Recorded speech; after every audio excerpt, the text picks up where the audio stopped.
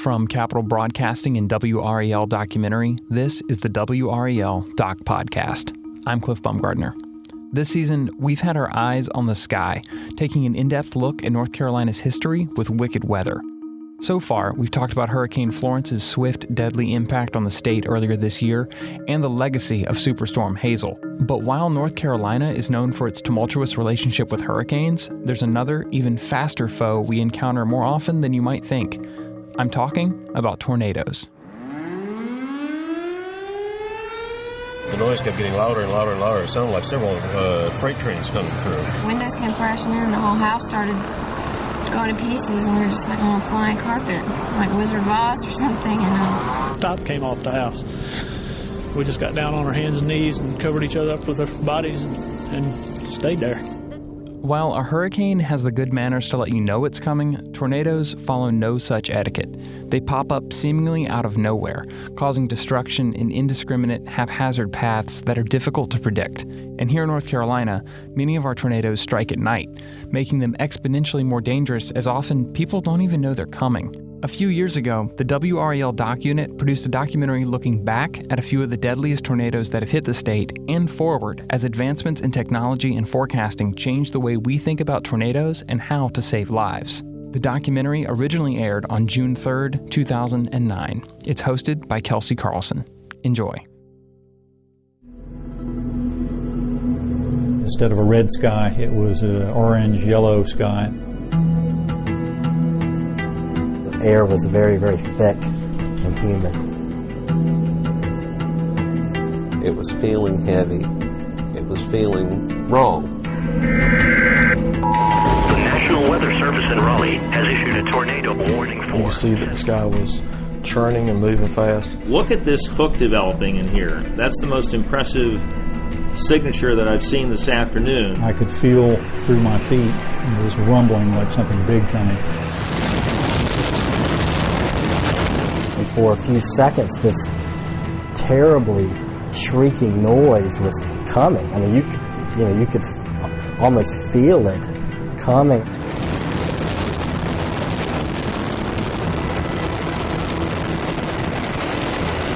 Furniture was leaving, windows were breaking, bricks were flying.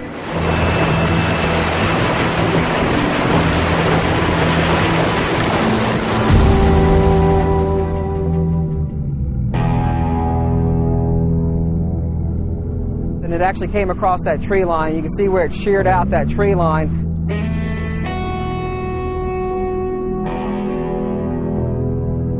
There was people moaning and groaning, crying, scared, houses leveled, brick homes flat, mobile homes, single wides, double wides disappeared.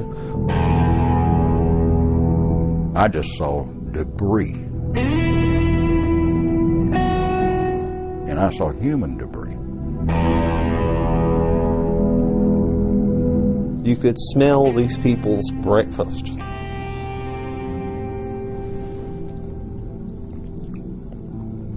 But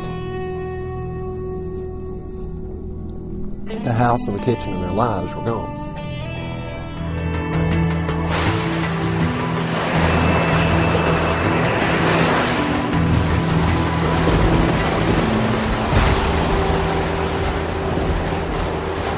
Tornadoes are fierce and frightening and all too frequent in our state. North Carolina ranks first in the nation in nighttime tornado fatalities and 15th in total tornado deaths. So how much better are we at predicting them and protecting ourselves than we were 25 years ago when our state suffered the worst tornado outbreak in its modern history? General area of low pressure over the southeast. On March 27, 1984, WRAL meteorologist Greg Fischel saw all the ingredients for tornadoes. That is a forecast of the winds at about 30,000 feet, 7 o'clock March 28th. He still has the map he was using to plot the jet stream that day. I remember thinking, wow, I've seen this in the plains many, many times, but I haven't seen it in the southeast since I've been here. Fischel saw a huge and rapid drop in a low-pressure system moving across Georgia. And I remember looking at that and saying, that's got to be an error. Well, I found out not too long after that it wasn't an error. As it headed into South Carolina, layers of weather came together. The low-pressure system converged with a cold front and powerful upper-level winds in the jet stream. It's like trying to make a cake, and you had all the imperfect ingredients that came together on that night in 1984. Hey, Cliff here. Just for clarity, that is the voice of Jeff Orrick from the National Weather Service. As the system moved to the northeast, it spawned deadly twisters in South Carolina. One of them plowed through the North Carolina towns of Maxton and Red Springs. Virtually every building in Red Springs was destroyed or damaged. Among them, the United Pentecostal Church. Gloria Baxley was in a van outside the church getting ready to go in for Bible study. And the windows started blowing out the van. The van starts rocking and just lifting up off the dirt. Her sister and brother were already inside. When the lightning would flash, you could see, and all we could see was like a big pile of rubble, but you really couldn't tell, what it was. The rubble was what was left of the church. Gloria's 2-year-old little sister, Tanya, was killed. It was devastating. The twister that hit Red Springs took 4 lives and injured nearly 400. As the system moved across eastern North Carolina, it continued to spawn tornadoes. A mile-wide twister tore through the towns of Roseboro and Salemburg, killing 12 people and injuring more than 100. Then this is my friends down the street. Miss Rena's trailer was completely demolished. Pat Hewlin was on the rescue squad. She was taking a dinner break around 8 p.m. when the rain and wind picked up. And then the power went off, and about that time our pagers went off. There were calls of damaged homes and injuries. One call was near Pat's own house. And I started getting scared. Scared for her mother and nephew who were in a trailer next to her house. When Pat got there, the road was blocked with fallen trees. Her son was there. I asked him where his grandma and Michael was, and he said, I don't know where they at. I can't find the trailer. A family friend found their bodies. They were on the roof of our porch, and the mattress was over them, and she was holding Michael. Pat says people were never warned about the storm. They thought the weather had cleared up. People went to church because they thought it was over. As the storm system moved to the northeast, it spawned yet another twister in the Faison Mount Olive area. It killed 3 people and injured 49. I was in the bed, and when it hit, I just fell over them, and I guarded them, and everything was falling on me. The voice you're hearing there is from a woman who was in a shelter following the storm, but I do not have her full name. A twister between the towns of LaGrange and Walnut Creek injured 81 people. I live at 80. Okay, so my house just blew off. Can somebody come? Another took a path up through Ayden, Winterville, and Greenville, killing 16 and injuring 153. Oh, my God. Oh, my God. A popular teacher by the name of Faye Cregan was among the dead in Greenville. Cregan was killed when the tornado destroyed her mobile home. A scholarship set up in her honor at East Carolina University still helps student teachers today. This was our house after the tornado. Just to the left of the front entrance was my bedroom. Kevin Joyner lived near Faye Cregan and was in the twister's path. He was just 12 and until that moment was worried more about end-of-grade testing at school. I put my pillow over my head and I balled up into a ball, and for a few seconds this terribly shrieking noise was coming. I mean, you could almost feel it coming. The windows burst, the roof flew off, and Joyner looked up and saw the sky. And then immediately something hit me, and it was the outer wall of our house had fallen in. Joyner's father got him out, and his family survived, even if their home did not. Please report to your station and stand by. Pitt County has a tornado in the county. As the system continued to the northeast, it spawned tornadoes that killed 6 people in Lewiston Woodville, 2 people in Gatesville, and 1 person in Snug Harbor. By 1 o'clock in the morning, we had confirmed over 20 fatalities, and when I woke up in the morning, it was over 40. And that, of course, is WRAL TV Chief Meteorologist Greg Fischel. All total, the tornadoes killed 42 people and injured more than 600 in our state. I never really looked at tornadoes the same way after that. I think after that I realized that this is more than red blobs on the screen. This is something that is affecting people's lives, taking people's lives, and changing other people's lives forever. And all of a sudden it takes on a much more personal tone. Where was the most powerful tornado in the United States in 1988, and exactly when did it hit? Well, you might think it was somewhere in the Midwest on a spring afternoon, but you'd be wrong. It hit in the middle of the night on Thanksgiving weekend in Raleigh. It is moving very slowly eastward. It will pick up eastward speed as the night goes on. Sunday night, November 27th, 1988. WRAL meteorologist Bill Schmidt shows a line of thunderstorms west of Raleigh. So a good chance of rain tonight with some thunderstorms and some gusty winds. It had been an unusually warm and humid Thanksgiving weekend. And the general thinking was, well, if it hasn't happened during the heat of the day, Saturday or Sunday, why would anything happen at 1 o'clock in the morning, Sunday night / Monday morning? But at 1 a.m. on that Monday morning, a powerful tornado touched down 2 miles east of Raleigh-Durham International Airport and headed through North Raleigh. It leveled a Kmart on Highway 70. 4 employees working inside survived. I started running, but I knew I wouldn't make it, so I got to the toys and I ducked under, and that's when everything started falling. That was the voice of Michelle Jones from file footage at the time of the storm. I'm just lucky to be alive. The twister plowed through apartment complexes. That looks good. Dr. Robert Orender was fresh out of dental school and living with his wife Kay in one of those apartments. He says he woke to what sounded like explosions. Then I start hearing what sounded like hail, which probably was all the gravel off the Kmart. I could feel through my feet this rumbling like something big coming. And he scooped me up off the bed and carried me into the interior part of our apartment. At that time was our bathroom. That is Kay Orender. Robert is her husband. I can remember when the bathroom door got ripped open, seeing a car spin like the house in The Wizard of Oz, and didn't know until the next day it was my wife's car.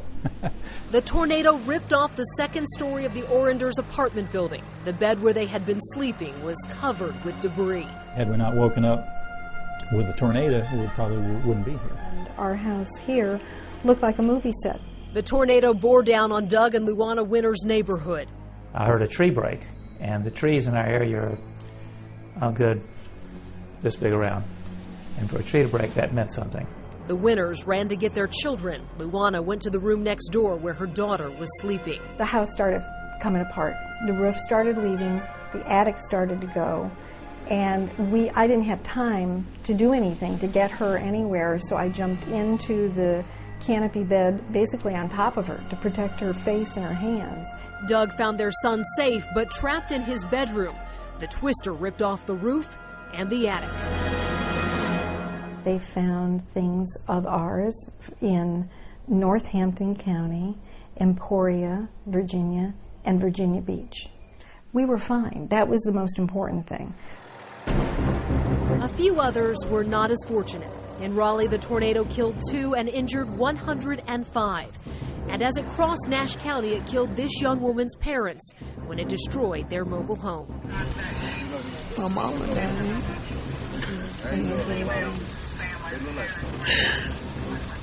The tornado stayed on the ground for 84 miles, finally disappearing in northern Hertford County. Well, I'm glad you got out. WRAL news anchor Charlie Gaddy and photographer Jay Jennings were among the first news crews at the scene. We were coming in here with the firemen and the rescue people. Throughout the night and the next day, WRAL news crews captured the harrowing stories from survivors. The noise kept getting louder and louder and louder. It sounded like several freight trains coming through. Windows came crashing in. The whole house started going to pieces, and we were just like on a flying carpet, like Wizard of Oz or something. And top came off the house. We just got down on our hands and knees and covered each other up with our bodies and stayed there. The tornado destroyed 425 homes and damaged another 2,000, leaving 1,000 people homeless. It also destroyed nearly 80 businesses, including Dr. Orender's dental office. Would hate to have anybody go go through that because you feel very small and there's not a lot you can do, but thankful to be alive. The tornado that hit Riegelwood, North Carolina in 2006 did not have much in common with the storms of 84 and 88. It was a single twister that lasted only a few minutes, but like those other storms, it was powerful, deadly, and hit with little warning. In the early morning hours of November 17th, a storm system off the South Carolina coast moved inland. It moved over Charlotte into Columbus County and over the town of Riegelwood, where it spawned a tornado. Fire Chief Steve Camlin and some of his men had just returned to the station from a fire. You could see that the sky was churning and moving fast. Temperature was dropping. Fireman Michael Brown was headed to the fire station with his daughter Cheyenne when he saw that tornado coming.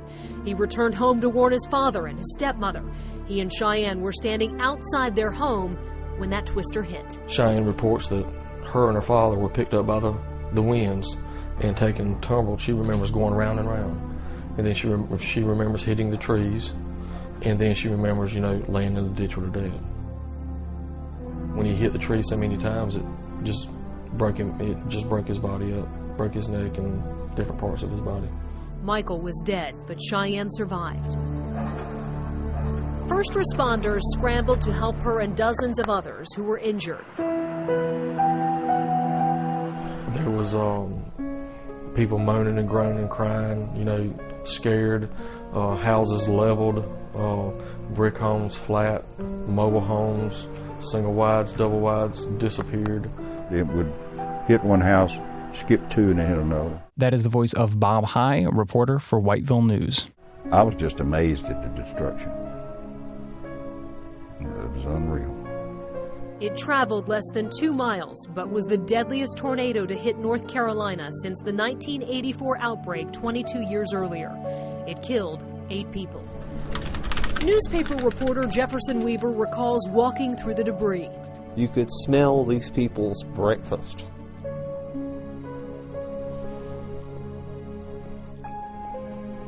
But the house and the kitchen and their lives were gone. There was no warning. It's one of those things that the Doppler radar will show possible. There's no warning. We're not that sophisticated yet. Even if there had been more warning, the storm hit just before daybreak, before many people were up and before TVs and radios were turned on. What can you do in a case like that? With a hurricane, you can run from a hurricane. You can plot a hurricane, you can figure it out. But a tornado is going to sneak up on you. And that's precisely what this one did. Local fundraising efforts help pay for a new warning system in Columbus County called Code Red. When there's a tornado warning now, telephone calls automatically go out to the people in the affected areas. Some say even if it buys a minute, it is money well spent. 1 minute's enough to get you into a bathtub. 1 minute's enough to get you into a closet. 1 minute's enough to get outside and get in a ditch. Most people affected by the deadly twisters of 84, 88, and 06 said they had little or no warning. That unpredictability frustrates forecasters, and it frightens the rest of us. Over the last 25 years, technology has gotten better at predicting when and where a twister might hit. But will it ever tell us exactly when and where one will hit? Look at this hook developing in here. This is the most impressive signature that I've seen this afternoon. May 5th, 2009, the National Weather Service issues tornado watches across central and eastern North Carolina. The National Weather Service in Raleigh has issued a tornado warning The watches turn to warnings when Doppler radar shows rotation in some of the storms. This storm has a very, very good structure to it. WRAL and other stations go on the air to warn viewers. Law enforcement reports tornado touchdown at 4:52. A funnel cloud touches down in Wilson County. The tornado damages several homes, but residents heard and heeded the warnings. No one is killed or seriously injured. And it actually came across that tree line. You can see where it sheared out that tree line. Within 48 hours, Jeff Orrock of the National Weather Service was surveying the damage. And so we're kind of literally seeing right in the middle of the tornado's path. Started over there, came right across here, and then kept going back behind us. By studying the damage, ORAC estimates the tornado's winds at about 140 miles per hour. If these were mobile homes, they'd have been obliterated. You actually wouldn't even see them anymore. The debris would be scattered probably for about another quarter mile downwind. The Weather Service surveys tornado sites to find out how good their forecasts are and how well their warnings work.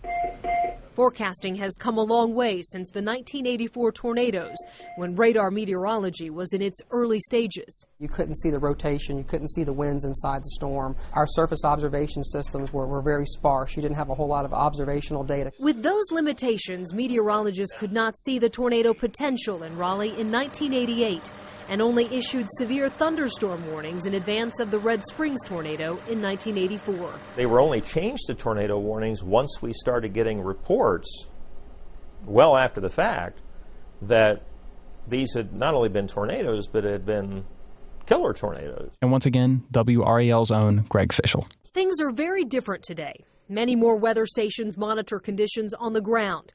Doppler radar can see the winds inside a storm, and meteorologists have a better understanding of how tornadoes form. We've learned a lot, and our tools are a lot better than they used to be, but being able to tell somebody that there's going to be this intensity tornado in 3 hours on this street corner, not even close. Doppler radar still can't tell if a tornado is on the ground. Weather stations only provide hourly reports, while weather conditions can change by the minute.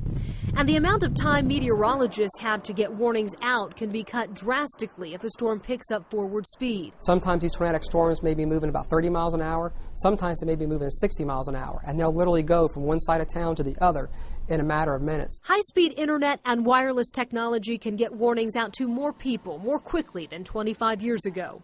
And some television stations are implementing systems that can call people on their home phones if they're in a tornado warning area. Hey, just to jump in 1 second, as we're talking about technology and changes in forecasting and what is available to help people prepare and get notifications for tornadoes, obviously this documentary was made a few years ago. And things have changed. Technology has continued to grow. There's a lot of new tools that meteorologists are using and things that you can use, such as the WRAL Weather app, which is available now in the app stores, on your phone, everywhere you would expect. If you want more information and weather-related tools, you can go to WRAL.com and click on weather. You have a system that will make your phone ring if you're within this warning area. Then I think you greatly increase your chances of reaching everybody. Especially at night when most people are sleeping. Around Coates Crossroads, there was a report of a funnel cloud.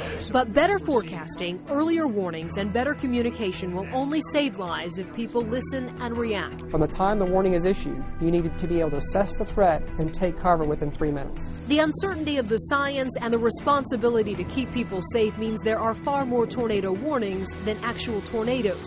Greg Fischel worries about that causing a cry wolf syndrome with viewers. If you see that thing crawling across your screen for years and years and years, tornado warning, tornado warning, tornado warning, and it never comes to your house, at some point do you start to become desensitized to the whole thing and say, well, I see these things all the time, it never affects me. Odds are it won't affect you, but if the best science can't predict your odds, do you really want to gamble your life on a twist of fate? We wish we could say, you get in your bathtub and you don't. But we're not there yet. And so, play it safe. If it doesn't happen, great. If it does, you've put yourself in the best position you can to be safe on it.